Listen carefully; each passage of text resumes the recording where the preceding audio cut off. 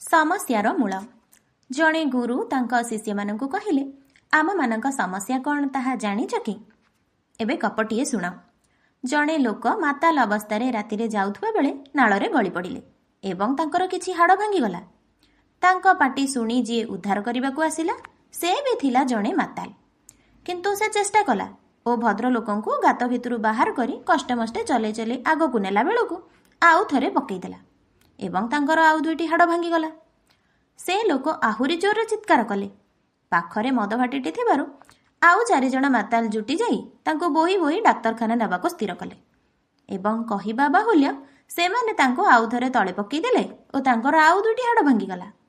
ତେବେ ଯାହା ହଉ ଭଦ୍ରଲୋକଙ୍କ ସ୍ତ୍ରୀ ଖବର ପାଇ ଦୌଡ଼ି ଆସି ଡାକ୍ତରଖାନାରେ ପହଞ୍ଚିଲେ। ପହଞ୍ଚୁ ପହଞ୍ଚୁ ସେ ପଚାରିଲେ, କ'ଣ ଭାରି କଷ୍ଟ ହେଉଛି? ଭଦ୍ରଲୋକ ଉତ୍ତର ଦେଲେ, କେବଳ ହସିଲା ବେଳେ କାଟୁଛି। ପତ୍ନୀ କହିଲେ, ଏ ଅବସ୍ଥାରେ ତୁମେ ହସୁଛ କାହିଁକି? ଭଦ୍ରଲୋକ କହିଲେ, ମୋର ଯେତେବେଳେ କାଲି ରାତି କଥା ମନେ ପଡ଼ିଯାଉଛି ମୋତେ ହସ ଲାଗୁଛି। ମୁଁ ମାତାଲ, ମୋ ଡାକ ଶୁଣି ଯେଉଁମାନେ ସାହାଯ୍ୟ କରିବାକୁ ଆସିଲେ ସମସ୍ତେ ମାତାଲ।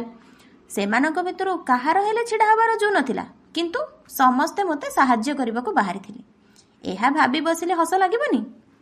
ଗୁରୁ କହିଲେ, ଆମମାନଙ୍କ ଅବସ୍ଥା ସେହି ମାତାଲମାନଙ୍କ ପରି।